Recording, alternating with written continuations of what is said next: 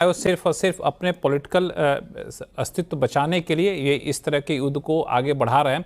शुभंकर, मैं आपके पास इसका जवाब लेकर के आऊँगा, लेकिन एक सवाल और उठता है जो अभी कहा आरती टिकुन ने कि शंघाई कॉरपोरेशन में जो इजरायल के निंदा करने वाला प्रस्ताव था उस पर से भारत ने एब्सटेन किया, ऐसा नहीं करना चाहिए था। एम्बेसडर दयाल, आपकी राय क्या है? नहीं, भारत ने बिल्कुल उचित नीति अपनाई है, क्योंकि हम स्ट्रैटेजिक अलाइनमेंट में बिलीव करते हैं, हम किसी साइड के साथ नहीं हैं। तो अगर जो शंघाई कोऑपरेशन ऑर्गेनाइजेशन ने एक ऐसा प्रस्ताव पास किया जिससे वो कह रहे हैं कि गलती पूरी इजराइल की है, तो इस बात से भारतीय सरकार जो है वो पूरी तरह सहमत नहीं है। इनफैक्ट बिल्कुल सहमत नहीं है, क्योंकि हमारे विचार में किसी एक साइड पे दोष डालना, वो जो समस्या उसको और आगे बढ़ाना, हम चाहते हैं कि दोनों में समस्या जो है उसको और आगे बढ़ाना होगा। एक छोटा सा कमेंट एम्बेसडर श्रीवास्तव, आप भी सहमत हैं एम्बेसडर दयाल की राय से? देखिए, जो एससीओ का जो भी उनका बयान था उससे इंडिया ने एब्सटेन किया, ये एकदम सही बात है, मैं उससे सहमत हूं। लेकिन जो इस समय की स्थिति है उसमें ये सोचना कि सिर्फ एक सैनिक ऑप्शन था, मिलिट्री ऑप्शन था और कोई डिप्लोमेटिक ऑप्शन नहीं था इजराइल के पास, ये कहना शायद सही नहीं होगा। क्योंकि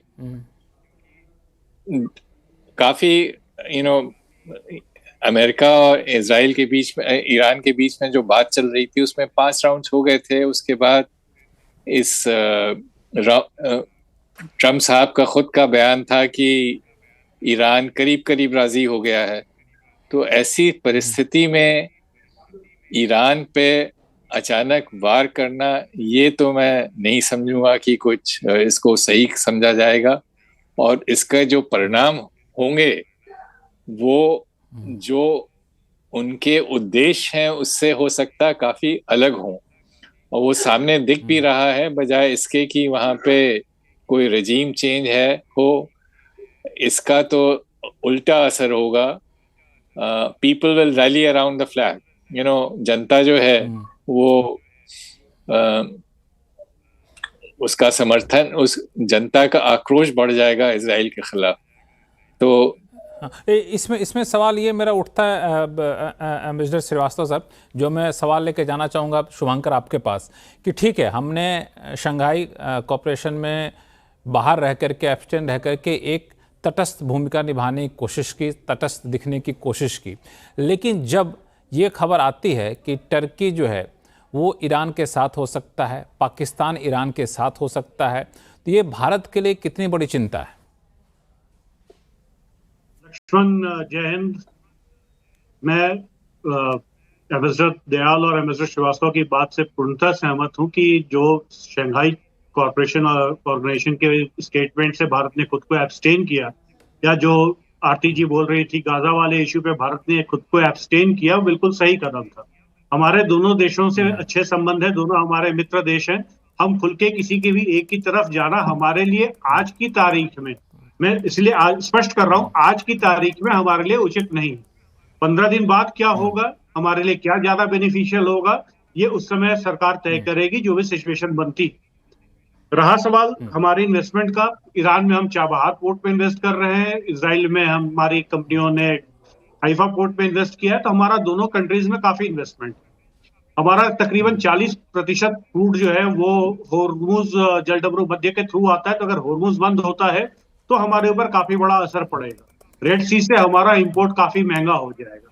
ये सारी परेशानियां हैं जिसकी वजह से अभी सरकार का एक बैलेंस अप्रोच चल रहा है। अब रहा आपका जो सवाल था कि क्या जो दूसरे देश है खाड़ी के, या जो देश खाड़ी के हिस्सों पे है जैसे टर्की हो गया और पाकिस्तान हो गया, अगर ये ईरान के साथ आते हैं तो उस समय हमारा रिएक्शन क्या होना चाहिए?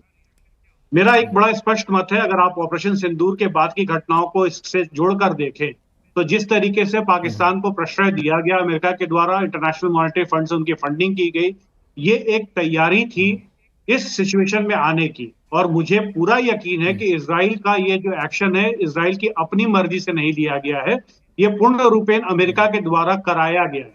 चाहे इसके पीछे जिस चीज की तरफ एम्बेसडर श्रीवास्तव इंगित कर रहे थे, रजीम चेंज का मामला हो, या ईरान की न्यूक्लियर कैपेबिलिटी को खत्म करने का मामला हो, या ईरान की बैलिस्टिक मिसाइल कैपेबिलिटी खत्म करने का मामला हो, बट ये बिना अमेरिका के गो हेड के काम नहीं हुआ है। और यही कारण था कि अमेरिका ने पाकिस्तान को जिस तरीके से मदद की, पाकिस्तान को फंडिंग की गई, वो पाकिस्तान को और उसकी जो सीमा मिलती है ईरान से, उसको ध्यान में रखते हुए की। आप अगर ईरान की स्थिति देखें, ईरान के एक तरफ पाकिस्तान है, दूसरी तरफ बहुत बड़े हिस्से में सऊदी अरब है, कतर है। कतर और सऊदी अरब और जॉर्डन, ये तीनों देशों में यूएस के बेसेस हैं, और आज भी इन बेसेस के थ्रू वहां से इजराइल के हमले हो रहे हैं। ये तीनों देश इजराइल को अपने यहाँ से एयर स्पेस दे रहे हैं, वहां उनकी रिफ्यूलिंग हो रही है। अब समस्या ये है कि चूंकि ईरान के पास कैपेबिलिटी लिमिटेड है, लिमिटेड मैं इजराइल के कंपैरिजन में नहीं बोल रहा हूँ, इजराइल के कंपैरिजन में ईरान की कैपेबिलिटी, नेवल कैपेबिलिटी भी ज्यादा है, आर्मी की कैपेबिलिटी भी ज्यादा है, बैलिस्टिक मिसाइल्स की भी कैपेबिलिटी ज्यादा है। बट उनकी समस्या ये है कि वो इस समय वो इजराइल के अलावा जॉर्डन और सऊदी अरब और कतर के साथ लड़ाई नहीं कर सकते, तो वो सिर्फ और सिर्फ अभी ईरान सिर्फ और सिर्फ इजराइल के ऊपर हमला कर रहा है। कोई बड़ी बात नहीं होगी कि थोड़े ही दिनों में इजराइल की बजाय बाकी देशों पर भी ईरान के हमले शुरू हो जाए, अगर ईरान ज्यादा डिस्परेट हो जाता है। मेरा स्पष्ट मत है कि जो खाड़ी के सुन्नी देश है और जो नॉन पारसी देश है, ईरान इकलौता पारसी देश है, तो इनमें से कोई भी ईरान के साथ अलाइन नहीं होगा। दो तीन बड़े कारण हैं, एक अमेरिकन इंटरफेरेंस उसका कारण है, दूसरा इस समय कोई भी देश इजराइल के खिलाफ और ईरान के पक्ष में खड़ा होता हुआ नहीं दिख रहा है, चाहे वो वर्बली कुछ भी बोल रहे हो, बट मन ही मन इन सबकी हालत यह है कि इनमें से कोई नहीं चाहता कि ईरान न्यूक्लियर पावर बने। वो वहां का जैसे ही ईरान न्यूक्लियर पावर बनेगा, शिया और सुन्नी की लड़ाई में गल्फ का पूरा पावर इक्वेशन डिस्टर्ब हो जाएगा। और ये गल्फ के जो देश हैं वो ईरान को गल्फ का पार्ट नहीं मानते। तो बहुत सारे मतलब इसके अंदर बहुत सारे लेयर्स हैं, और इन लेयर्स में मुझे लगता है कि ये लड़ाई एक तरफ से ईरान अकेला लड़ रहा होगा, इजराइल के सपोर्ट में अब ये देखना है कि अमेरिका खुल के आता है या नहीं। आज की डेट में अमेरिका का और यूके का नेवल फ्लीट ऑलरेडी उस इलाके में मौजूद है। आपको ध्यान होगा 2-3 दिन पहले एक इसका यूके का एक F-35 बॉम्बर प्लेन जो नेवल वर्जन था, वो उसने एक इमरजेंसी लैंडिंग त्रिवेंद्रम में की। वो त्रिवेंद्रम में लैंडिंग का मतलब है कि वो फ्लीट, उसकी जो मदरशिप है वो अरब सागर में कहीं पे घूम रही है। तो ये सारी चीजें अगर आप देखें एक साथ, तो ये सारा ऐसा लगता है कि बहुत कुछ प्लान्ड वे में किया जा रहा है। और ये ईरान को इस समय, मुझे जो मेरा असेसमेंट है वो ये है कि इन्होंने कोशिश की थी रजीम चेंज की, जो बिल्कुल उनके लिए उल्टा पड़ गया है, और इस समय ईरान में रजीम चेंज होने वाला नहीं है। 1979 की क्रांति के बाद 56 करने की साल कोशिश की थी, जो उल्टा पड़ गया यहाँ पे। तनेजा साहब, आप यूएस की भूमिका को कैसे देख रहे हैं? क्योंकि एक तथ्य ये भी है कि यहूदी लोग काफ़ी ज़्यादा पावरफुल हैं यूएस में, भले ही संख्या कम है, लेकिन वहाँ पे सत्ता में काफ़ी प्रभावशाली प्रभाव रखते हैं। ऐसे में इजराइल के समर्थन में खुल के ना आए, इजराइल के विरोध में भी नहीं आएंगे। देखिए, जिस तरह का दबदबा जो ज्यूइश कम्युनिटी है अमेरिका में उसका है, तो अमेरिकी में सत्ता में जो भी आ जाए, जो भी वहां का राष्ट्रपति हो, उसको इग्नोर नहीं कर सकता। और दूसरा हम ये देखेंगे, जिस हिसाब से इजराइल पिछले ये जो इजराइल ने हमले किए उसकी पीछे की तैयारी देखिए। उन्होंने सबसे पहले ईरान के जितने प्रॉक्सीज हैं, उसमें हजबुल्ला है, उसमें हमास है, उसमें हूतीज हैं, हूती बस थोड़े बहुत उनमें जान रह गई, बाकियों को काफी हद तक उन्होंने जबरदस्त तरीके से खत्म किया है ना। नुकसान बहुत जबरदस्त तरीके, क्रिपल्ड कर दिया उनको। और दूसरी तरफ जो रिपोर्ट्स निकल के आ रही हैं, जिस हिसाब से ड्रोन्स को पिछले कई महीनों से टुकड़े कर करके ट्रकों के माध्यम से ईरान के तमाम इलाके में पहुंचाया जा रहा था, ये कोई 2 दिन में तो नहीं हो गया। तो इसलिए ये जो बात निकल के आती है कि अमेरिका की कोशिश थी, जो ओमान की विदेश मंत्री उसके बीच में मध्यस्थता कर रहे थे कि ईरान और अमेरिका के बीच में जो बातचीत हो रही थी, लेकिन साथ साथ इजराइल अपने एजेंडा पे काम कर रहा था इसमें तो बिल्कुल कोई दो राय नहीं है। अब प्रश्न ये है कि कहाँ ये जा रहा है। ज्यादातर लोग ये मानते हैं कि इजराइल चाहता है वहां रिजीम चेंज हो जाए, वहां की जो सत्ता है वो बदल जाए। डोनाल्ड ट्रंप ने पब्लिकली स्टेटमेंट दिया है, उन्होंने इजराइल को हिदायत दी है कि वहां के अयतुल्ला की हत्या ना करें।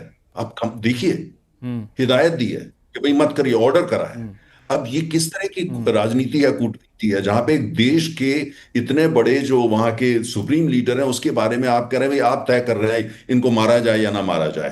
तो ये किस तरह की, आप अंदाज लगाइए इससे ईरान की जनता जो है उसमें क्या प्रतिक्रिया होगी। 8-9 करोड़ की आबादी है। मैं ईरान कई दफे मैं जाता रहता हूँ, बहुत ही बड़ा देश है और स्मार्ट कंट्री है, हमारी भारत की तरह है। वो काफी, उनकी जो थिंकिंग है बड़ी ऑटोनोमस है हमारी तरीके से, बड़ा प्राउड कंट्री है, प्राउड सिविलाइजेशन है। अब समस्या ये है कि वहां पे इजराइल को समझना होगा कि वो अगर रिजीम चेंज करने की कोशिश करते हैं, जो अभी वहां मॉडरेट्स हैं, वो मॉडरेट जो आज इनको मॉडरेट्स आप बोलते हैं, वो तो जो है वो हार्ड लाइनर हो जाएंगे। और जो भी हार्ड लाइनर है वो सुपर हार्ड लाइनर हो जाएंगे। तो मिलेगा क्या आपको? तो ये थोड़ा सा सोचने की बात है। भारत की समस्या ये है, हमारे सामने समस्या ये है कि जो एससीओ में हमने किया बिल्कुल हमने ठीक किया, क्योंकि एससीओ का देखिए, एससीओ का जो कंस्ट्रक्ट है उसमें चाइना का दबदबा ज्यादा है, रूस भी है वहां और पाकिस्तान भी है।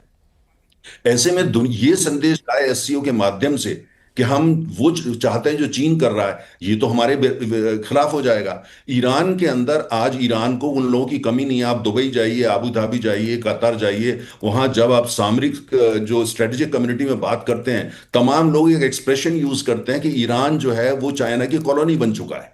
इतना इन्वेस्टमेंट उन्होंने किया, जगह जगह आपको ईरान, चाइना का पैसा वहां दिखता है। वो 468 बिलियन डॉलर का इन्वेस्टमेंट कर रहा है, जिसमें से 80 बिलियन डॉलर हो चुका है। तमाम बड़े बड़े वहां पे जो इकोनॉमिक इनिशिएटिव हैं वो चाइना कर रहा है। जो उनका वो बीआरआई इनिशिएटिव है, उसके बोल्ट एंड रोड इनिशिएटिव, उसके तहत वो कर रहा है। लेकिन साथ साथ हम भी कोशिश कर रहे हैं। हमारी कोशिश ये है कि नॉर्थ साउथ जो कॉरिडोर बन रही है ईरान के अंदर, हम उसमें हिस्सेदारी ले रहे हैं। हम साथ साथ जो है जो चाबहार के थ्रू कॉरिडोर है उसमें भी हम हिस्सेदारी ले रहे हैं। हम चाहते हैं, हमने पेशकश करी है, हम 20 बिलियन डॉलर का हमने पेशकश करी है इन्वेस्टमेंट करने के लिए, एलएनजी इंफ्रास्ट्रक्चर बनाने के लिए। और कहीं ना कहीं इसमें पश्चिम के देश भी चाहते हैं भारत जाके वहां और निवेश करें। तो अभी क्या है कि कोई ये ब्लैक एंड व्हाइट में पिक्चर निकल के नहीं आती है। हमारे लिए अमेरिका भी जरूरी है, हमारे लिए इसराइल भी जरूरी है, हमारे लिए ईरान भी जरूरी है। दो कारण है ईरान। एक तो यह कि ईरान में दूसरे सबसे बड़े भंडार है गैस के, आने वाले समय में हमें गैस की जरूरत ज्यादा पड़ेगी।